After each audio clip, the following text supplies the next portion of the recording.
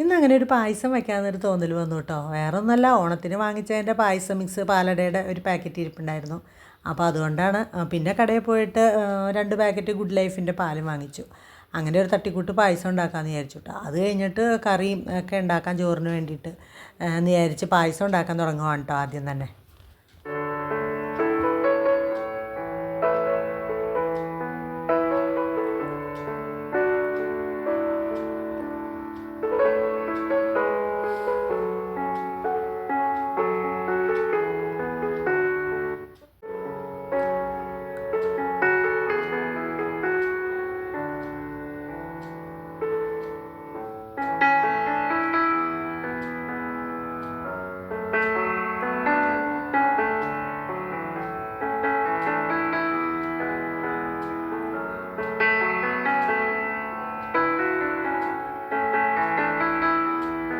പായസം milk മെയ്ഡൊക്കെ ഒഴിച്ച് നല്ല സെറ്റായിട്ടോ. ഇനി കാഷ്നട്ട്സ് വറുത്തിടാനായിട്ട് നെയ്യാണെങ്കിൽ ഞാൻ ഇവിടെ തന്നെ ഉണ്ടാക്കിയതാണ് കേട്ടോ. അപ്പോൾ ഡെയിലി പാല് മേടിക്കുന്നതിൻ്റെ പാട എടുത്ത് വെച്ചിട്ട് നെയ്യ് ഉണ്ടാക്കും. അതുകൊണ്ട് നല്ല ഒറിജിനൽ നെയ്യാണ് കേട്ടോ. അപ്പോൾ കാഷ്നട്ട്സും വറുത്തിട്ടു. പിന്നെ മുന്തിരി വേണ്ടാന്ന് വെച്ചിട്ടാണ് കേട്ടോ. മുന്തിരിയുടെ ആ പുളി ഇവിടെ ആർക്കും ഇഷ്ടമല്ല. അപ്പോൾ അതുകൊണ്ട് മുന്തിരി വറുത്തിട്ടില്ല. അങ്ങനെ പായസം റെഡിയായി. ഇനിയിപ്പം പപ്പടം വറുത്തിട്ട് വേണം കൂട്ടാൻ വയ്ക്കാമെന്ന് വിചാരിച്ചിട്ട് ഞാൻ ആദ്യം തന്നെ പപ്പടം വറുത്ത് വയ്ക്കുകയാണ് കേട്ടോ. അപ്പോൾ പിന്നെ ഇവിടെ നിന്ന് തന്നെ 2 കപ്പയ്ക്ക ഉണ്ടായിരുന്നു. അപ്പോൾ ആ കപ്പയ്ക്കയിൽ നിന്ന് ഒരെണ്ണം എടുത്തിട്ടാണ്, അതായത് പപ്പായ, അതെടുത്തിട്ടാണ് ഇന്ന് കറി വയ്ക്കാൻ പോണത് പരിപ്പിട്ടിട്ട്. അങ്ങനെ സാമ്പാറുമായി പപ്പടം വറുത്തതുമായി, പിന്നെ അച്ചാർ ഇരിപ്പുണ്ട്, പായസം ആവുമല്ലോ എല്ലാം കൂടി. ഇങ്ങനത്തെയൊക്കെയാണ് ഇന്നത്തെ ഊണിൻ്റെ റെഡിയാകൽ.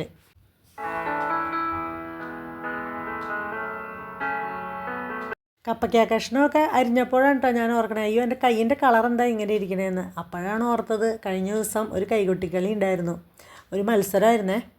അപ്പോൾ അത് ഈ ഓണത്തിനോടനുബന്ധിച്ചായിരുന്നേ. അപ്പോൾ അതിന് ഇട്ടിട്ട് ഇതുവരെ മൈലാഞ്ചി പോയിട്ടില്ല കേട്ടോ. പതുക്കെ പതുക്കെ ഇങ്ങനെ പോകണേ ഉള്ളൂ. ഓരോ ദിവസമാവും തോറും നമ്മൾ സോപ്പൊക്കെ എടുത്ത് പോയി തുടങ്ങണേ ഉള്ളൂ. അങ്ങനെയുണ്ടല്ലോ നമ്മുടെ കപ്പയ്ക്ക കഷ്ണമൊക്കെ റെഡി ആയിട്ടോ. ഇനി അടുത്തത് പരിപ്പ് വേവിക്കട്ടെ. പരിപ്പ് കഴുകി കുക്കറിൽ വേവിച്ചിട്ടാവാം അടുത്ത പരിപാടി.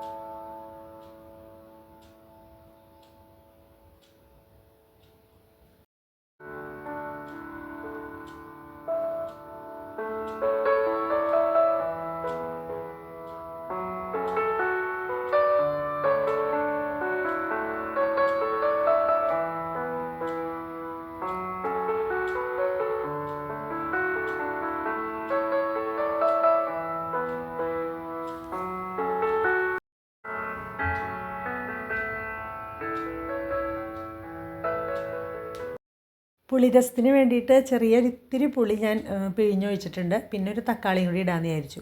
അപ്പോൾ അത് ഇങ്ങനെ ഒരു നമ്മുടെ പപ്പടക്കമ്പിയിൽ, പപ്പടം കാച്ചണ കമ്പിയിൽ ഇങ്ങനെ കുത്തിയിട്ട് നല്ലോണം ചൂടാക്കി കഴിഞ്ഞിട്ടുണ്ടെങ്കിൽ അതിൻ്റെ തൊണ്ട് ഇങ്ങനെ പൊളിഞ്ഞു പോരും കേട്ടോ.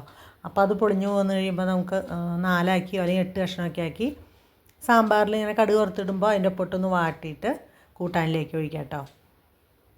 അപ്പോൾ പിന്നെ അത് കഴിയുമ്പോൾ അത് അങ്ങോട്ട് വെറുതെ അടച്ച് വെച്ചാൽ അവിടെ ഇരുന്ന് നല്ല വെന്ത് സെറ്റായിക്കോളും സാമ്പാർ എന്നല്ല, എന്ത് കറിയിലാണെങ്കിലും തക്കാളി ഇങ്ങനെ ഇട്ടാൽ തൊണ്ടില്ലെങ്കിൽ തന്നെ വേഗം ആ പ്ലാസ്റ്റിക്കിൻ്റെ പോലത്തെ അങ്ങോട്ട് പോയി കഴിഞ്ഞാൽ നല്ല സോഫ്റ്റ് ആവും. അപ്പോൾ അങ്ങനെ സാമ്പാർ റെഡി ആയിക്കൊണ്ടിരിക്കുന്നു. കടുകൊക്കെ വറുത്തിട്ട് കഴിഞ്ഞപ്പോൾ എനിക്ക് തോന്നി 5-6 ചെറിയുള്ളിയും കൂടി അതിനകത്തേക്ക് അരിഞ്ഞ് വാട്ടിയിടാമെന്ന് വിചാരിച്ചു. അപ്പോൾ അതും കൂടി ഇതിൻ്റെ ഒപ്പം തന്നെ വാട്ടി ഇട്ടിട്ടാണ് എല്ലാം കൂടി. പിന്നെ അതിനകത്തൊരു ഇത്തിരി സാമ്പാർ പൊടിയും ഒരു 1/2 സ്പൂൺ മല്ലിപ്പൊടിയും കൂടി ഇട്ട് ഒന്നും കൂടി ഇളക്കി എല്ലാം കൂടി ആ കുക്കറിലേക്ക് ഒഴിച്ച് ഒന്ന് അടച്ച് വെച്ചാൽ മതി കേട്ടോ. അപ്പോൾ തക്കാളി തൊണ്ട് കളഞ്ഞ കാരണം വേഗം അങ്ങോട്ട് അലിഞ്ഞ് ഇതായിക്കോളും. അങ്ങനെ എൻ്റെ സാമ്പാറൊക്കെ റെഡി ആയിട്ടോ ഗൈസ്.